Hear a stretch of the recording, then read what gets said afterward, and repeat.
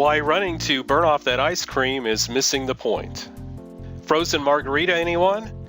A calorie counting app will tell you a 350-gram margarita contains between 650 and 700 calories. For a 70-kilogram person, that would equal about 60 minutes of spinning at a moderate effort. Although it can be fun and sometimes shocking to match unhealthy foods with their exercise cost, does that information encourage healthier behavior? When personal training clients come in for consultations, they cite weight loss as a top priority, says Cassia Denton, a personal training director at Balance Gym in Washington. Comparing calories in and calories out can work, but not when the equivalent to those boardwalk fries is 14 hours of brisk walking. She tells them that at least 80% of weight loss is about nutrition and 20% is training. As the tried and true saying goes, bodies are made in the kitchen. And that 20% should not just be cardio, which is usually emphasized when it comes to exercise equivalents, but strength too. The more lean body mass, muscle you have, the higher your basic metabolic rate, Denton says.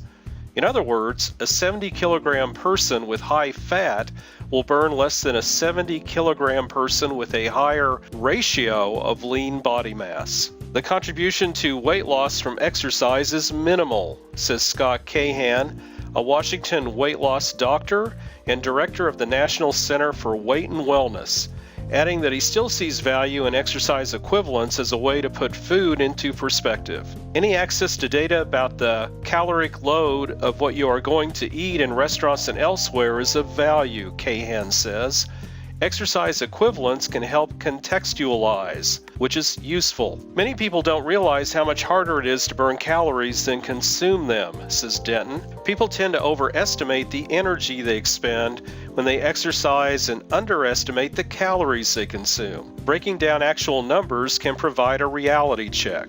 According to athleteandme.com's exercise calorie converter, an In-N-Out burger meal at 1,180 calories is the exercise equivalent of 208 minutes of walking, 132 minutes of spinning, 116 minutes of swimming, or 83 minutes of jogging. When you present it that way, it shocks people, says Stan Reentz, author, health coach, and chief executive of athleteandme.com. And we know that if you want to change human behavior, you have to create an emotional response. But Claire Maisko, chief executive of the National Eating Disorders Association, says framing exercise in a compensatory way is risky business, especially for those vulnerable to eating disorders. Instead of looking at foods as good or bad and exercise as a mechanism to burn calories, we try to encourage people to think about exercise as something that makes you feel good and food as something that gives you energy. Eating and exercising, Maisko says, should not be about numbers that potentially invite shame and punishment spirals. Getting into the numbers game can become very unhealthy, she says. Food, along with giving you energy, is also about getting the right amount of vitamins, minerals, protein, fat, and other essential nutrients for good health. And on the flip side, exercise is about so much more than countering calories consumed. There are so many benefits to exercising,